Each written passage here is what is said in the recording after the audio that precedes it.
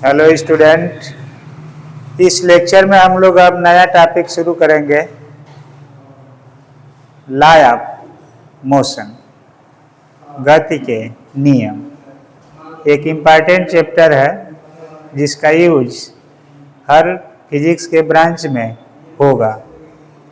तो पिछले लेक्चर में हम लोग प्रोजेक्टाइल मोशन को कंप्लीट कर रहे थे। एक दो क्वेश्चन थे, थोड़ा सा सॉल्व नहीं हो पाए थे, लास्ट में कुछ प्रॉब्लम था टेक्निकल, तो उसको आप लोग दो तीन क्वेश्चन थे देख लेंगे। इसमें देखिए, एक क्वेश्चन था कोई पिछले लेक्चर में जिसमें R maximum upon T square निकालना था, रेंज और टाइम ऑफ फ्लाइट का रेशियो। तो R maximum u square sine 2 theta upon g होता था और इसका मान होता था 2u स्क्वायर, 2u स्क्वायर नहीं, 2u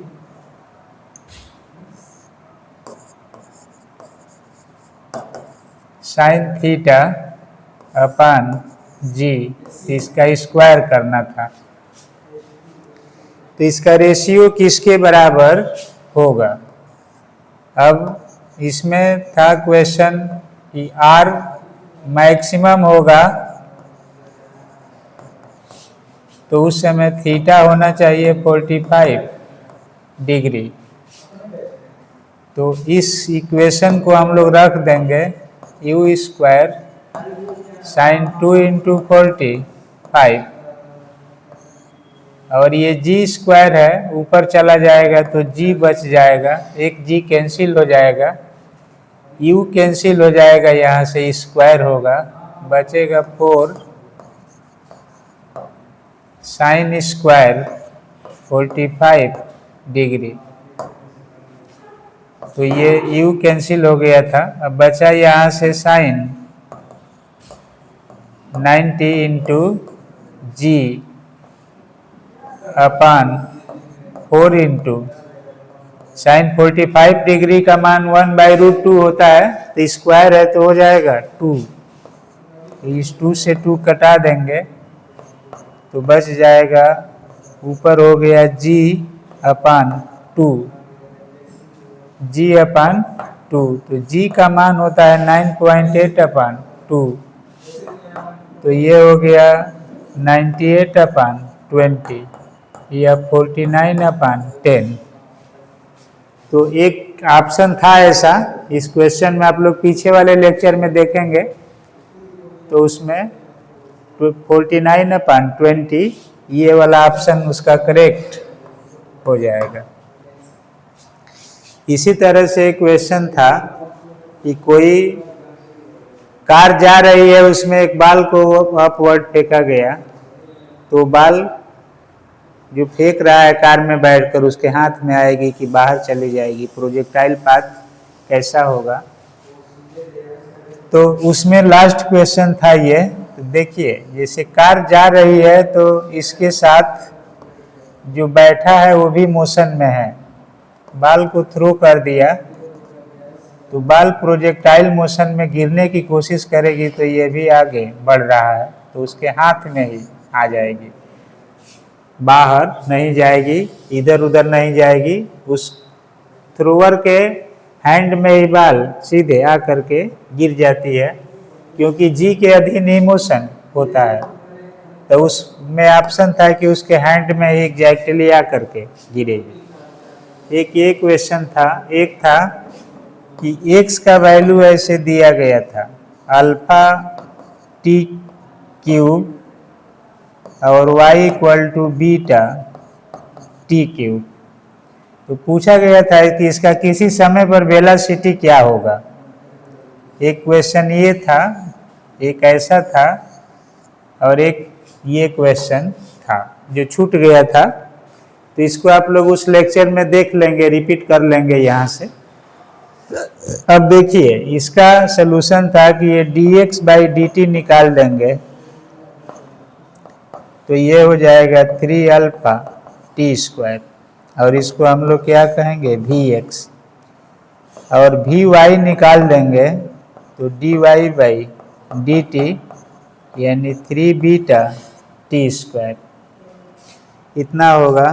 अब किसी इंस्टेंट वेलोसिटी का मान क्या होगा ये हम लोगों को देखना है।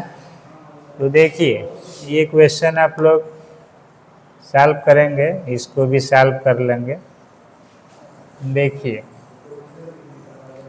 जो क्वेश्चन बताए जा रहे हैं वो आपके लेवल के क्वेश्चन है, जीआईसी के प्री एग्जाम के लिए है, फिजिक्स के एलटी ग्रेड के लिए है और मेंस के लिए बाद में एक्सप्लेन किया जाएगा क्या क्या पढ़ना है आपको सटीक चीज़ें।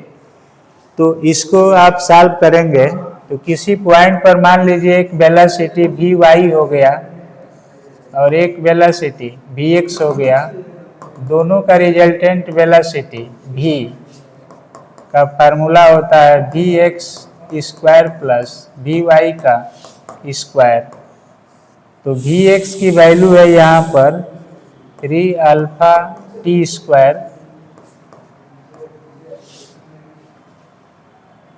और दूसरा है प्लस 3 बीटा टी स्क्वायर, इस रूप में होगा। तो यहाँ से हम लोगों को इस दोनों की वैल्यू रख देना है। इस तरह के क्वेश्चन जो भी आए कुछ भी मान दिया रहे तो रिजल्टेंट निकाल लेना है। अब यहाँ से 3 और टी स्क्वायर बाहर निकल जाएगा तो रूट में क्या बचेगा alpha square plus beta square. T square है, इसका स्क्वायर है, इसमें भी है तो ये बाहर निकल जाएगा। तो इस तरह के क्वेश्चन में ये आंसर होगा। तो ये ऑप्शन एक था कोई, आप लोग चेक कर लेंगे, उसमें टैली करा लेंगे। थोड़ा सा 2 लेक्चर डिस्टर्ब हुआ था, टेक्निकल फॉल्ट कुछ आया था उसमें, अब से दिक्कत नहीं होगा। अब देखिए अब हम लोग एक इम्पॉर्टेंट चैप्टर पढ़ने जा रहे हैं जिसका यूज फिजिक्स के हर ब्रांच में होगा और उससे कंपटीशन के क्वेश्चन भी आते हैं, घुमा कर पूछे जाते हैं, तो उसको हम लोग कवर करेंगे। इसके बाद से सब चीज़ फास्ट हो जाएगी। जैसे ग्रेविटेशन पढ़ना है तो उसके कुछ नोट्स हम लोग प्रोवाइड कर देंगे आप लोगों को, जिसमें से प्रश्न आते हैं वो मिल जाएंगे। इलास्टिसिटी है, फ्लूइड मैकेनिक्स है, थर्मोडायनेमिक्स है, इसको कुछ लिंक से नोट शेयर करेंगे जिसमें से सारे क्वेश्चन जिससे हम लोगों का सिलेक्शन हुआ है वो सब टॉपिक आप लोगों को प्रोवाइड करा दिए जाएंगे और पढ़ेंगे तो निश्चित सिलेक्शन हो जाएगा। तो देखिए अब हम लोग यहाँ से डिस्कस करेंगे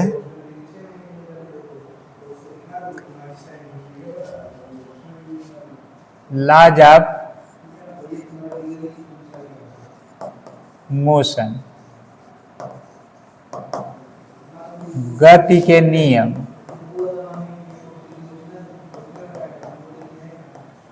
गति के नियम।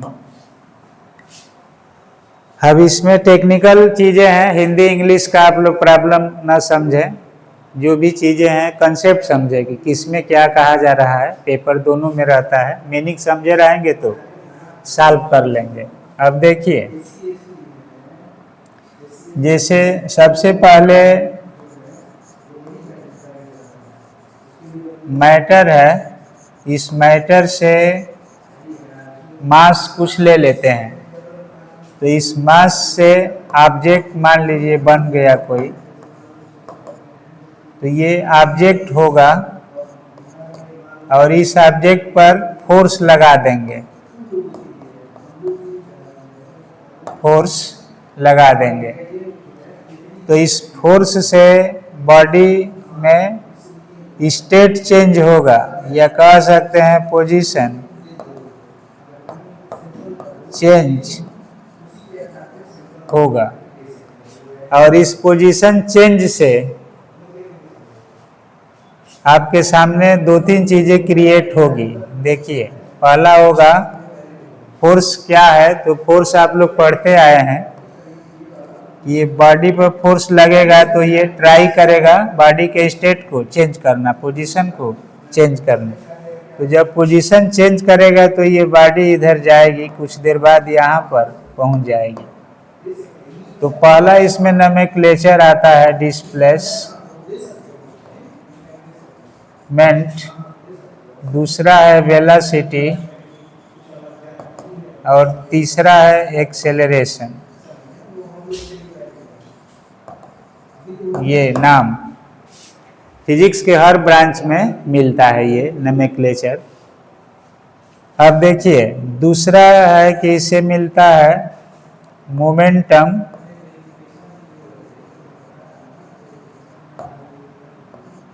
एक नाम मिलता है इम्पल्स और एक नाम मिलता है इसमें इनर्शिया, और एक यहाँ से फोर्स है ही। तो इनकी सहायता से आप लोगों को इनकी सहायता से इक्वेशन ऑफ मोशन मिले हैं, इक्वेशन ऑफ मोशन मिला है, और इनकी सहायता से लॉज ऑफ मोशन मिले हैं, लॉज ऑफ मोशन। अब इक्वेशन ऑफ मोशन को गैलीलियो ने दिया था, इसका नाम आप लोग पढ़ते आए हैं गैलीलियो, और इसको दिया न्यूटन ने। न्यूटन के नाम से फेमस है लॉज ऑफ मोशन। तो अब आप लोगों को पता है पोजीशन चेंज होगा तो ये क्रियाएं सब होगी। अब इसमें से हर स्टूडेंट इससे परिचित है। ये मोमेंटम है P = m × v, और इम्पल्स है I = F × delta t, force और टाइम का प्रोडक्ट, मास और वेलोसिटी का प्रोडक्ट। उसी तरह से इनर्शिया सीधे प्रोपोर्शनल है मास के।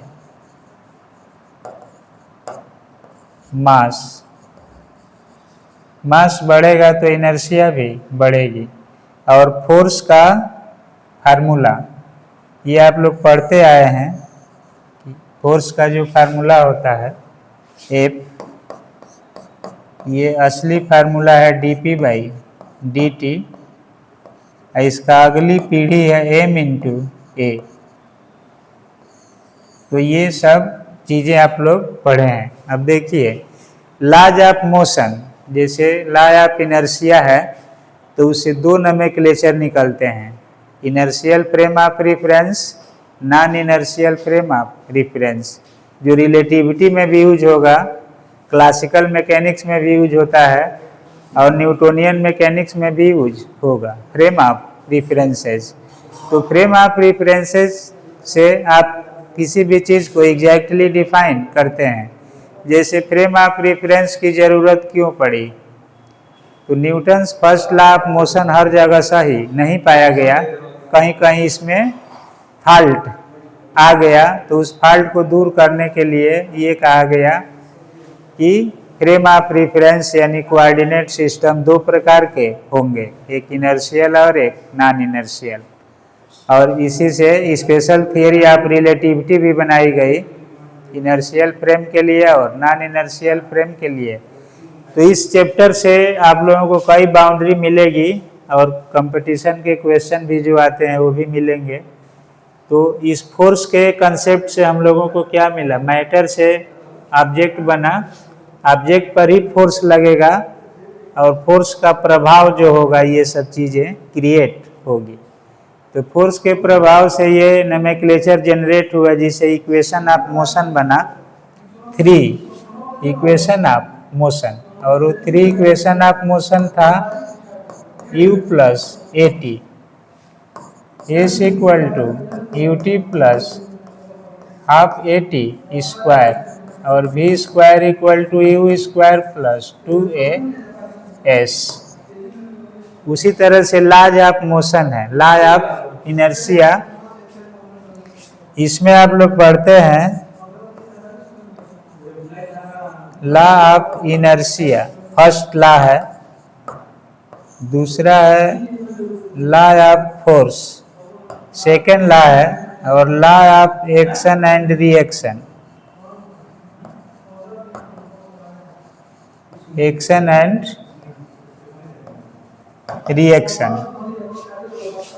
तो इस नोमेनक्लेचर को भी आप लोग पढ़े हैं, लेकिन अब आप लॉ ऑफ इनर्शिया कहाँ पर फेल होगा, कैसे होगा, इससे क्या कंसेप्ट निकलते हैं और इसका मैथमेटिकल रूप क्या है, हम लोग इस पर चर्चा करेंगे। उसी तरह लॉ ऑफ फोर्स का लिमिटेशन क्या है, कैसे आपके सामने इम्पोर्टेंस रखता है, क्या क्या कार्य कर सकता है, फोर्स का nature law of action and reaction में हम लोग चेक करते हैं क्या होगा।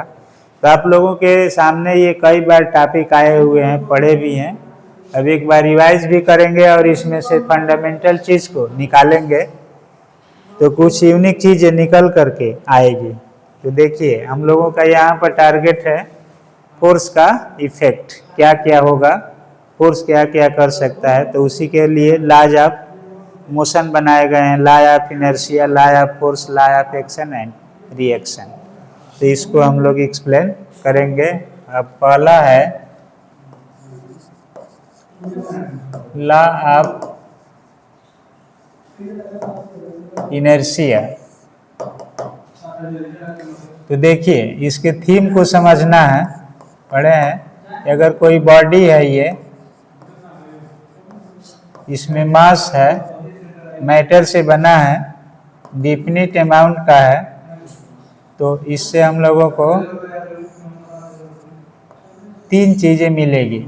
जैसे मान लीजिए बॉडी रेस्ट में है तो रेस्ट में ही रहेगी, अगर ये पहले से मोशन में है तो मोशन में रहेगी, अगर पहले से ईस्ट डायरेक्शन में जा रही है तो ईस्ट डायरेक्शन में ही रन करेगी। कब? जब इस पर अप्लाइड फोर्स क्या हो जाएगा, जीरो हो जाएगा। अप्लाइड फोर्स जीरो हो जाए तो इस बॉडी के स्टेट में यानी पोजीशन में कोई चेंजिंग नहीं होगी। रेस्ट में है तो रेस्ट में होगी, मोशन में है तो मोशन में रहेगी, ईस्ट डायरेक्शन में जा रही है तो उसी डायरेक्शन में चलेगी। एक और है कि जिस वेलोसिटी से चल रही है उसी वेलोसिटी से उसी डायरेक्शन में क्रमशः चलती रहेगी। कब तक? जब तक फोर्स जीरो न हो जाए। तो यहाँ पर है कि जब फोर्स जीरो हो गया है तो हमारे पास लॉज है, लॉज ऑफ मोशन में एफ का मान क्या हो गया, जब जीरो हो जाएगा, व्हेन एफ जीरो होगा तो इसका मतलब है कि एम ए जीरो हुआ, ए इक्वल टू जीरो हुआ, d v by d t zero हुआ और डी बाई डी टी भी इक्वल टू जीरो है, तो भी बराबर कांस्टेंट हो गया। मैथमेटिकल इसका कंसेप्ट क्या होगा, तो हम लोग इसके मैथमेटिकल कंसेप्ट को कैच करेंगे और क्वेश्चन या आगे के फिजिक्स की रियल थियोरी कैसे आई है उसको हम लोग डिस्कस करके इसके बाद के जो चैप्टर्स हैं सब में ये यूज होगा, क्योंकि लॉज मैकेनिक्स का फंडामेंटल नियम इसी से निकाला गया है। तो ये कांस्टेंट हो गया इतना। अब देखिए ये टर्म्स आपको मिल गए, यहाँ से ये मिला, d v by d t zero है तो भी कांस्टेंट है।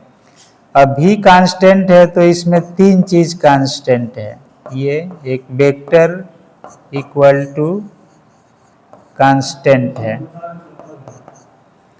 अब वेक्टर का मतलब है कि मैग्नीट्यूड, मतलब मात्रा, अमाउंट प्लस डायरेक्शन दोनों कांस्टेंट है। तो वेलोसिटी का मैग्नीट्यूड है, जैसे मान लीजिए v बराबर 5 मीटर पर सेकेंड ईस्ट दिया हुआ है, तो ये 5 मीटर पर सेकेंड, मैग्नीट्यूड है, डायरेक्शन है, दोनों कांस्टेंट हो गया। अगर वेलोसिटी 0 है, 0 मीटर पर सेकेंड, तो उसी पर कांस्टेंट हो जाएगी। तो अगर बॉडी का वेलोसिटी 0 है तो रेस्ट में है तो यूनिफॉर्मली रेस्ट में रहेगी, मोशन में है तो मोशन में रहेगी, जिस डायरेक्शन में चल रही है उसी डायरेक्शन में चलती रहेगी। कब तक? जब तक ये F0 होगा। तो इसका मैथमेटिकल रूप है कि F0 होगा तो उसका वेलोसिटी कांस्टेंट हो जाएगा। तो यहाँ से एक कंसेप्ट ये याद रखना है कि व्हेन F इक्वल टू 0 होगा तो उस कंडीशन में वेलोसिटी इक्वल टू कांस्टेंट हो जाएगा। वेलोसिटी इक्वल टू कांस्टेंट होगा। अब मान लीजिए क्वेश्चन आ गया कि according to Newton first law of motion which of the following is correct. कौन सा करेक्ट होगा? जब F0 है तो V 0 है, F0 है तो V कांस्टेंट है। तो इस थीम को आप लोगों को कैच करना है और जो क्वेश्चन आते हैं वो इसी में से बनेंगे। तो यहाँ पर ये कंसेप्ट है कि मैथमेटिकल प्रूफ क्या है फर्स्ट लॉ ऑफ मोशन का, तो यही है, इससे रिजल्ट निकलेंगे। और इसी को हम लोग बोलते हैं कि कोई बॉडी रेस्ट में है तो वेलोसिटी 0 पर रेस्ट में रहेगी, मोशन में है तो मोशन में, एक जिस डायरेक्शन में चल रही है उसी में चलती रहेगी जब तक कि फोर्स ना लगाया जाए। तो F0 है तो वेलोसिटी क्या हो गया? कांस्टेंट। वेलोसिटी कांस्टेंट हो गया। अब दूसरा कंसेप्ट है, यहीं से देखिए, when V equal to constant तो dv अपन dt यानी एक्सेलरेशन इक्वल टू 0,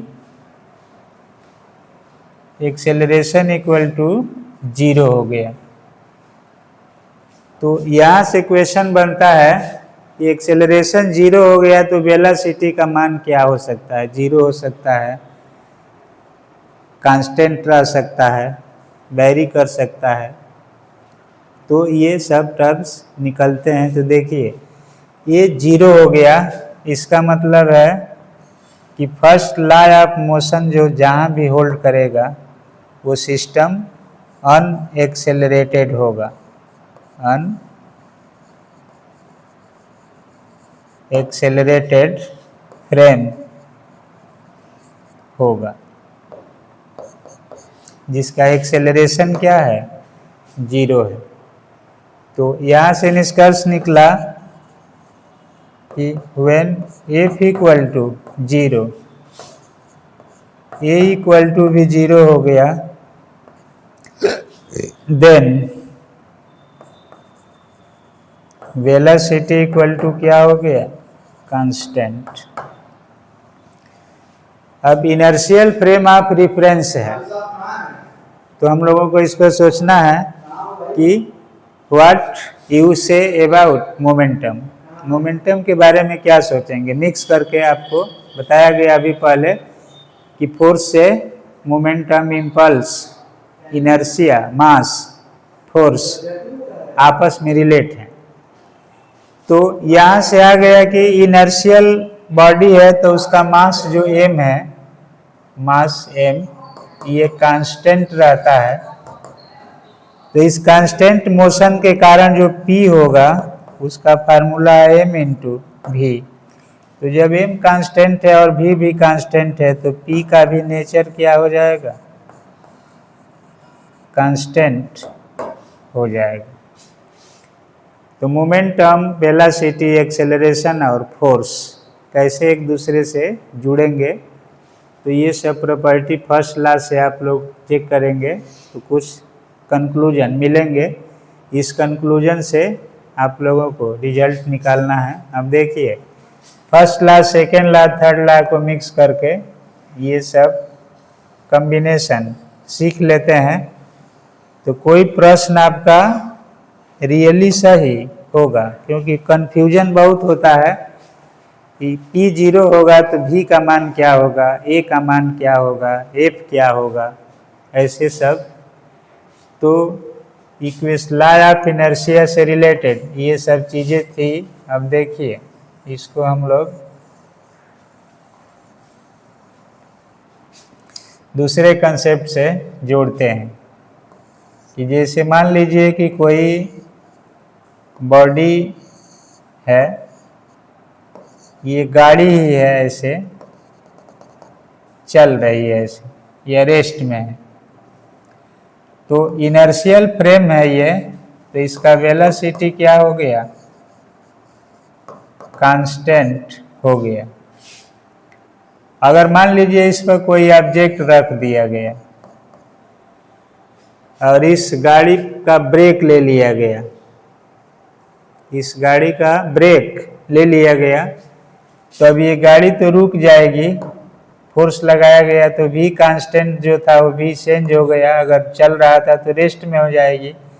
लेकिन ये जो ऑब्जेक्ट था पहले इसी के स्पीड से चल रही थी, अब जब गाड़ी रुकेगी तो ये एक्सेलरेट होकर आगे बढ़ना शुरू कर देगी। गाड़ी रुकेगी तो ये इस पर स्लाइड होगी, फिसलेगी या आगे रन कर जाएगी। तो इसमें वेलोसिटी पहले कांस्टेंट था, वो वेलोसिटी क्या हो गया, जब इसका सिस्टम का रुका तो ये वेलोसिटी गेन कर लिया और एक्सेलरेट हो गया। तो यहाँ पर लॉ ऑफ इनर्शिया लागू इस पर तो हुआ, लेकिन इसके साथ जो सिस्टम जुड़ा है उसके साथ लागू नहीं हुआ।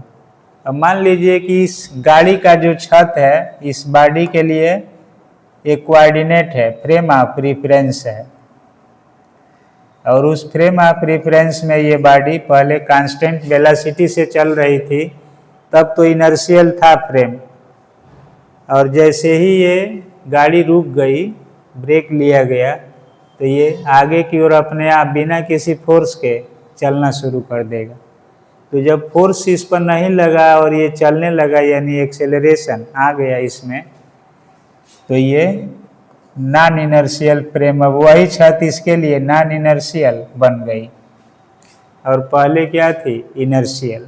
तो यहाँ पर मीनिंग ये है कि लॉ ऑफ इनर्शिया से दो टर्म निकाले गए हैं, फ्रेम ऑफ रेफरेंस,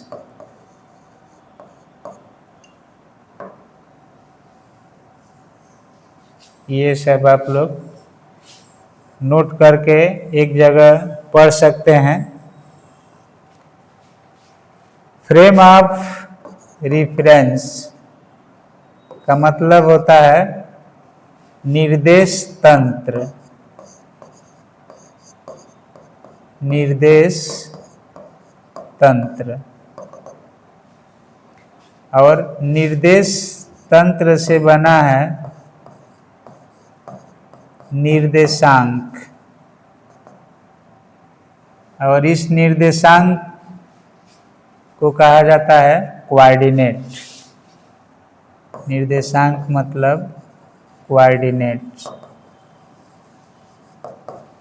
और ये कोऑर्डिनेट वस्तु की स्थिति को बताता है, स्थिति। तो फ्रेम ऑफ रेफरेंस का मतलब होता है कोऑर्डिनेट सिस्टम, और ये कोऑर्डिनेट सिस्टम में दो क्राइटेरिया पाई गई। अब कोऑर्डिनेट सिस्टम है तो आप लोग पढ़ते हैं कि ये बहुत सारा चीज़ से जुड़ेगा, जैसे कार्टेशियन कोऑर्डिनेट है x y z, polar coordinate है r theta phi, cylindrical coordinate है आर फाई और z, curvilinear coordinate, polar coordinates, Cartesian coordinate, तो इन सब से ये जुड़ेगा। तो फिजिक्स के कोई भी टॉपिक किसी भी फ्रेम में अगर एक्सप्लेन हो रहा है तो कोऑर्डिनेट है, उसी से वो सॉल्व होगा। तो इस सॉल्यूशन को समझने के लिए हम लोग यहाँ पर क्या लिए, फ्रेम ऑफ रेफरेंस, एक को कहा गया इनर्शियल और एक को नॉन इनर्शियल। तो इनर्शियल होगा तो उसका वेलोसिटी क्या हो जाएगा, कांस्टेंट, एक्सेलरेशन जीरो हो जाएगा, यानी ये अनएक्सेलरेटेड फ्रेम है। जैसे जब तक ये बॉल इस छत पर, छत एक स्पेस है, कोऑर्डिनेट है, तो उस पर ये बॉल इसी के स्पीड से, गाड़ी के स्पीड से ही चल रही थी, कांस्टेंट था, एक्सेलरेशन जीरो था। लेकिन जैसे ही ब्रेक लिया गया या गाड़ी को स्टार्ट किया गया तो इसमें रनिंग सिचुएशन आ जाते हैं, तो वहाँ पर ए का मान जीरो नहीं होगा, वेलोसिटी चेंज होने लगी, तो एक्सेलरेशन जीरो होगा और फोर्स भी क्या होगा, जीरो। इसमें जब आएंगे तो बॉडी नॉन इनर्शिया है, यानी v not equal to constant, तो dv by dt not equal to zero, यानी acceleration not equal to zero, तो फोर्स भी जीरो नहीं होगा। जब एक्सेलरेशन जीरो नहीं है तो अभी सिद्ध किया गया कि फोर्स भी जीरो नहीं होगा। तो इसका अर्थ ये हो गया कि नॉन इनर्शियल में न्यूटन का फर्स्ट लॉ होल्ड नहीं करेगा, एक्सेलरेटेड फ्रेम हो गया। इसी फ्रेम को हम लोग रिलेटिविटी में पढ़ते हैं, एक्स वाई जेड। इसी फ्रेम ऑफ रेफरेंस को क्लासिकल मैकेनिक्स में पढ़ते हैं। इसी फ्रेम ऑफ रेफरेंस से डिग्री ऑफ फ्रीडम बनाते हैं, इक्वेशन को कांस्टेंट करते हैं। तो आप लोगों को थर्मोडायनेमिक्स पढ़ना है, मैकेनिक्स के बहुत सारे पोर्शन पढ़ने हैं, रिलेटिविटी भी पढ़ना है, तो उसमें यूज होंगे। तो एक होगा जिसमें एक्सेलरेशन जीरो हो जाएगा, तो जिस कोऑर्डिनेट का एक्सेलरेशन जीरो है उसी को कहते हैं हम लोग इनर्शियल फ्रेम ऑफ रेफरेंस, जो कांस्टेंट वेलोसिटी से चल रहा है। और जिसका कोऑर्डिनेट है ये वेलोसिटी जो होगी ये वैरी करने लगेगी, तो उस समय एक्सेलरेशन आ जाएगा इसमें, तो उसको बोला जाएगा जहाँ पर इनर्शिया का फॉलो नहीं हो रहा है, non inertial frame of reference. तो इनर्शियल फ्रेम ऑफ रेफरेंस के लिए कौन सा स्टेटमेंट सही है, तो मान लीजिए दे दिया कि ए बराबर zero, F not equal to zero, A equal to zero, F equal to भी जीरो। सी बना दिया A equal to zero, B equal to zero, F equal to zero. D बना दिया ए इक्वल टू जीरो और B equal to constant, F equal to zero. तो which of the following is correct for inertial frame of reference, non inertial frame of reference. तो logic अगर आप पकड़े हैं तो एक दो पेपर में 120 क्वेश्चन है या 100 क्वेश्चन है या 125 है, तो उसमें से 30-40 क्वेश्चन थियोरेटिकल रहते हैं, और उस थियोरी का मैथमेटिकल फार्मूला बनाया जाता है। 1 सेकेंड 2 सेकेंड में अगर आप जानते हैं तो इसका आंसर मिल जाएगा, तभी 2 घंटा में पेपर सॉल्व होगा। तो आप लोगों को इस पर पकड़ बनाना है, inertial and non inertial frame of reference. तो आगे इस पर डिस्कस करेंगे हम लोग, inertial non inertial frame of reference कई कोऑर्डिनेट सिस्टम से पढ़ा जाता है। तो अभी first law of motion, law of inertia से इसको कनेक्ट किया गया। कहाँ पर लॉ ऑफ इनर्शिया फेल हो जाएगा तो उसको नॉन इनर्शियल फ्रेम में लिया जाएगा। तो फ्रेम ऑफ रेफरेंस की आवश्यकता हम लोगों के पूर्वजों को क्यों पड़ी, इसीलिए पड़ी क्योंकि जहाँ पर मैकेनिक्स यानी फिजिक्स का जो फर्स्ट लॉ था, न्यूटन्स का लॉ, जो वर्तमान सिस्टम के लिए जहाँ से एक पहला सीढ़ी का स्टेप है न्यूटन्स लॉ ऑफ मोशन, वो पहला ही स्टेप कुछ वार्निंग देने लगा कि हम कहाँ पर करेक्ट होंगे, कहाँ पर नहीं होंगे। तो इसी को सुलझाने के लिए फ्रेम ऑफ रेफरेंस का कंसेप्ट लिया गया। और फ्रेम ऑफ रेफरेंस दो तरह से डिस्कस किया गया, जहाँ पर एक इनर्शियल होगा और एक नॉन इनर्शियल होगा। अब इसके बाद न्यूटन्स लॉ ऑफ मोशन से ये टॉपिक पढ़ेंगे, आप लोग कंसीडर करेंगे। दूसरा था law of force, law of force है, और एक है law of action and reaction. तो फ्रेम ऑफ रेफरेंस निर्देश तंत्र है, निर्देशांक हिंदी में पढ़ते हैं, उसी को कोऑर्डिनेट बोलते हैं, और इंग्लिश में भी यही है। फ्रेम ऑफ रेफरेंस मतलब जगह, स्थान, स्पेस।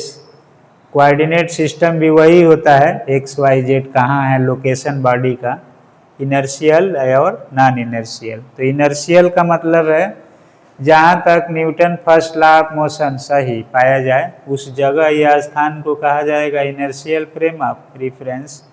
जिस जगह पर मोशन हो रही है और वो एक्सेलरेटेड हो जाए, वेलोसिटी कांस्टेंट न रहे, तो उस जगह या स्थान या स्पेस को बोलते हैं non inertial frame of reference. तो अब हम लोग लेते हैं Newton's second law of motion. Second law of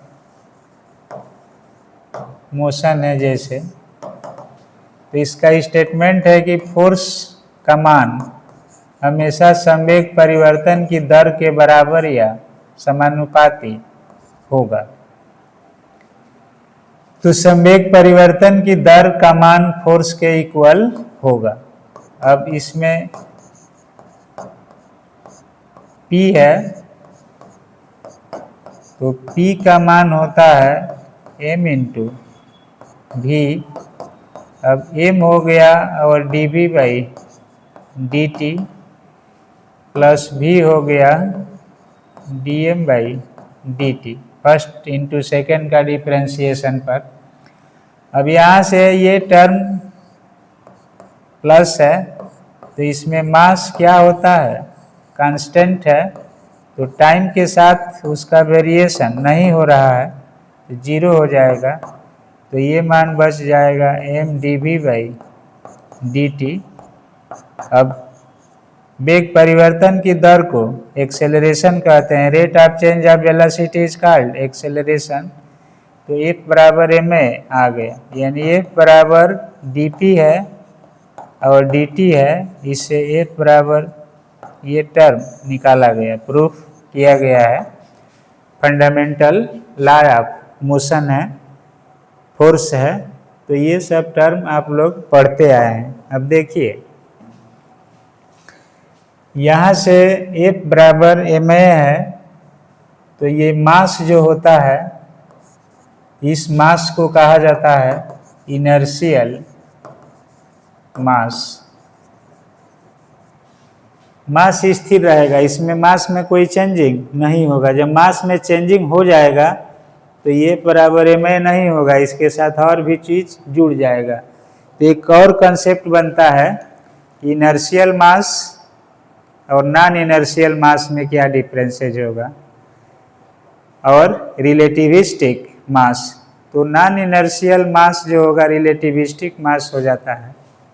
तो यहाँ पर मास इनर्शियल मास है, फिक्स है, और जब फिक्स नहीं होता तो सेकेंड लॉ ऑफ मोशन का चेहरा इस तरह से बनता, जैसे रॉकेट है उसमें बनता है। रॉकेट में ईंधन जो होगा फ्यूल जलता जाएगा और मास में चेंजिंग आती जाएगी, वेरिएशन ऑफ मास होने लगता है।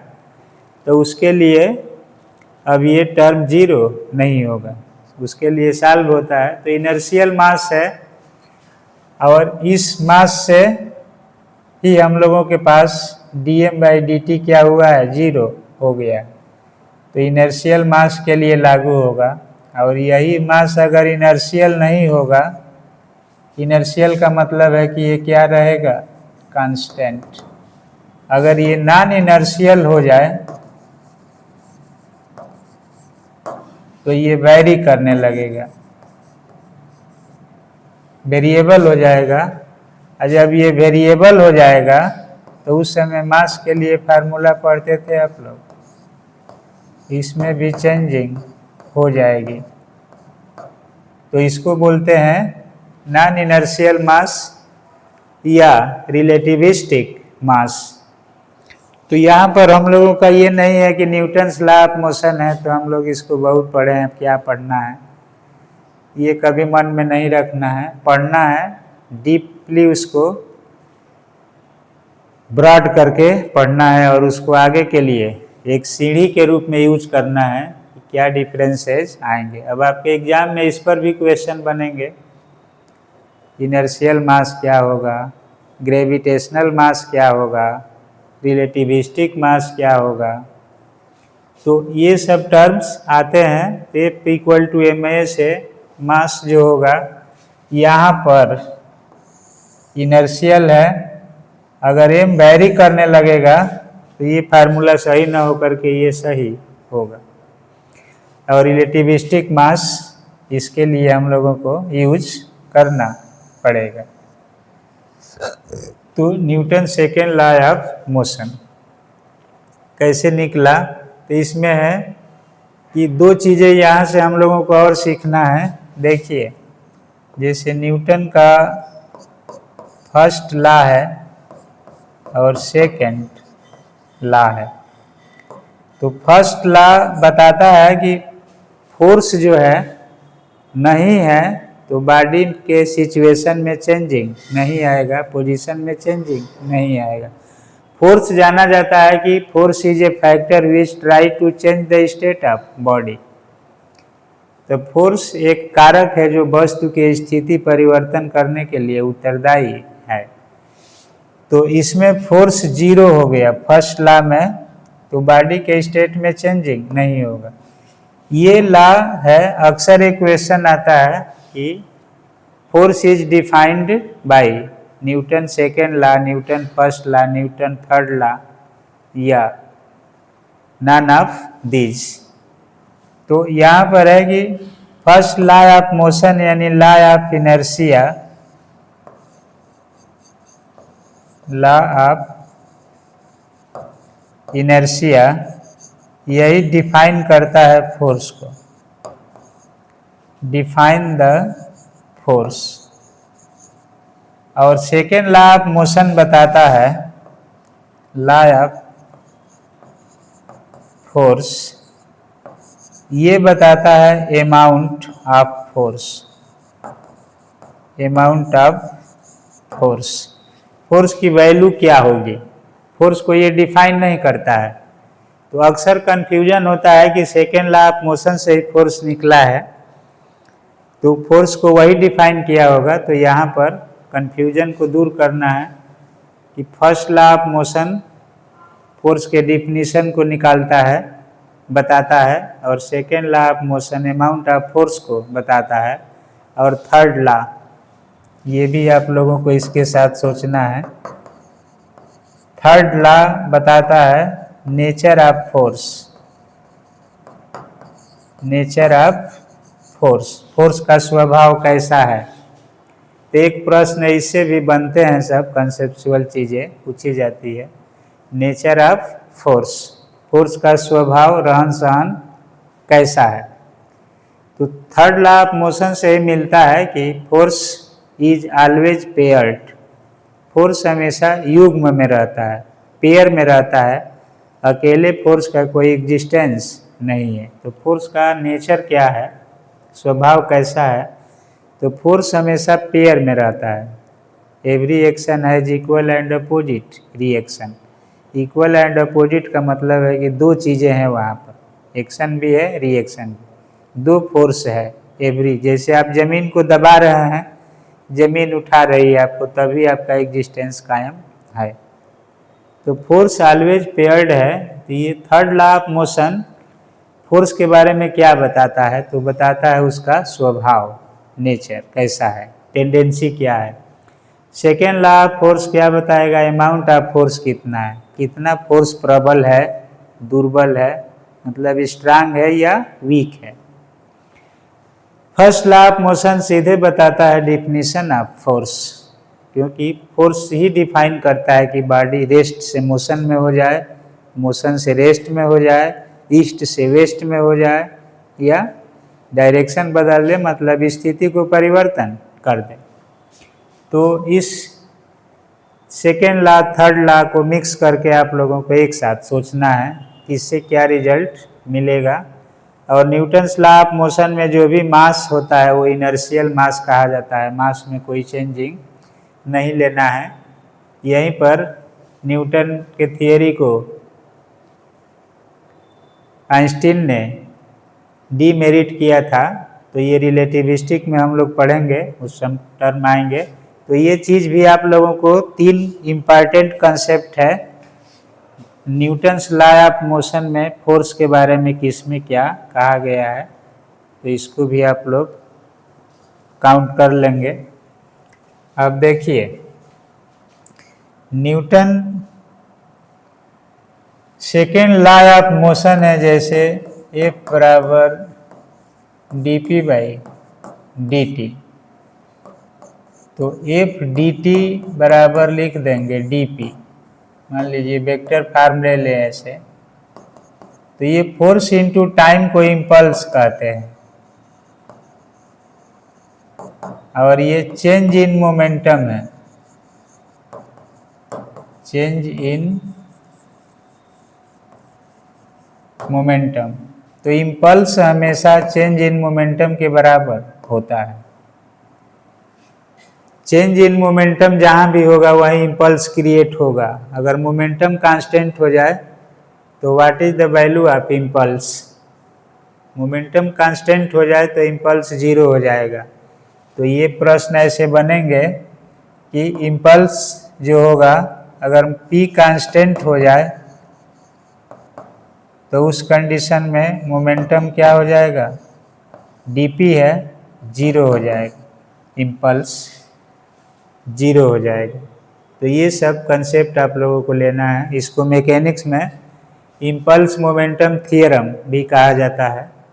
Change in momentum is always equal to the impulse, F dt equal to dp। इस पर भी क्वेश्चन बनते हैं, तो उसको आप लोग न्यूमेरिकल बने या चेंज इन मोमेंटम निकाल देंगे कहीं भी, तो क्या निकल जाएगा? इम्पल्स। तो ये सब चीज़ें केयर करने लायक है। अब देखिए दूसरा है कि when f इक्वल टू 0, जब f 0 होगा तो dp/dt इक्वल टू भी 0 हो जाएगा, यानी p इक्वल टू कांस्टेंट हो जाएगा। तो इसको कहा जाता है कंजर्वेशन ऑफ मोमेंटम। इसका नाम है संवेग संरक्षण का नियम, कंजर्वेशन ऑफ मोमेंटम। तो सेकेंड लॉ ऑफ मोशन में कौन कौन टर्म यूजुअल्स हैं, क्या आपको जानना है? कंजर्वेशन ऑफ मोमेंटम, तो इसमें है कि in the absence of external force, यानी फोर्स जब 0 होगा तो मोमेंटम किसी भी सिस्टम का या पार्टिकल का या सिस्टम ऑफ पार्टिकल का मोमेंटम कंजर्व हो जाएगा। तो कंजर्वेशन ऑफ मोमेंटम इसी से जुड़ा है। इसी तरह से अगर थर्ड लॉ ऑफ मोशन है तो वो भी इसी से जुड़ा है। फर्स्ट लॉ को प्रूव किया गया है कि F जब 0 होगा तो v कांस्टेंट हो जाएगा। तो ये सब चीज़ें आपको काउंट करना सीखना है कि 2 ही 3 चीज़ को ऐसे पढ़ें, ऐसे राउंडिंग में लें कि सारा चीज़ उसमें झलकने लगे। जैसे शीशा में चेहरा आप देख लेते हैं, उसी तरह से एक पेज पर इसको नोट करके और उसको 2-3 बार पढ़ लेना है।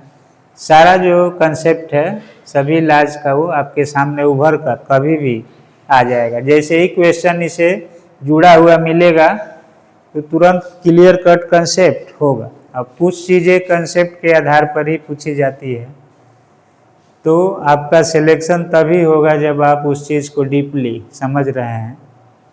और ये जान लिए तो आपके लाइफ में भी इसका यूज होगा, वहाँ भी आप खुशहाली से पढ़ा लेंगे, पढ़ लेंगे, समझ लेंगे, समझा देंगे। जैसे ये भी लॉ है कि माइनस थर्ड लॉ है 2, तो F12 प्लस F21 बराबर 0। अब इसका मान है d/dt P12 प्लस P21 बराबर 0, यानी dP by dt P12 plus P21 बराबर 0। तो इसका मतलब है कि P12 प्लस P21 बराबर कांस्टेंट, यानी टोटल मोमेंटम क्या हो गया, कांस्टेंट। तो third law of motion also satisfy the law of conservation of momentum. जिसे पढ़ते हैं कि every action has equal and opposite reaction. तो पहली वस्तु दूसरी पर फोर्स लगा रही है और दूसरी पहली पर इक्वल एंड अपोजिट। तो third law of motion also satisfy the conservation of momentum. तो ये सब नोमेनक्लेचर आते हैं हम लोगों के सामने। तो इससे आप लोगों को जो भी क्वेश्चन होगा, first law, third law, second law, कौन क्या रिप्रेजेंट करता है, कौन फोर्स के किस क्राइटेरिया को डिफाइन करता है, ये समझ सकते हैं। अब इसके बाद हम लोगों को बैलेंसिंग फोर्स इक्विलिब्रियम में है। जैसे मान लीजिए कंजर्वेशन ऑफ मोमेंटम है कि एक बम रखा है यहाँ पर, ये फट जाता है, 3 टुकड़ों में बट जाता है, कोई पूरब जाता है, कोई पश्चिम जाता है, तो तीसरा कहाँ जाएगा, कितना एंगल पर जाएगा, किस वेलोसिटी से जाएगा। तो फोर्स मोमेंटम से रिलेटेड प्रॉब्लम्स को कैसे सॉल्व किया जाता है, इस पर नेक्स्ट लेक्चर में हम लोग डिस्कस करेंगे। Free body diagram, balance condition कैसे फाइंड करते हैं, फ्रिक्शन और फोर्स कैसे आपस में कार्य करते हैं, ये सब चीज़ें इससे जोड़ करके पढ़ा जाता है। तो अगले लेक्चर में हम लोग पढ़ेंगे, इसी को आगे बढ़ाएंगे। फ्री बॉडी डायग्राम, फोर्स का बैलेंसिंग कंडीशन क्या है, प्रॉब्लम्स में कैसे फोर्स रिजॉल्व हो करके और काम करते हैं, कंपोनेंट इसके क्या क्या होंगे। तो इससे रिलेटेड हम लोग टॉपिक नेक्स्ट लेक्चर में डिस्कस करेंगे। तब तक के लिए ओके, थैंक यू।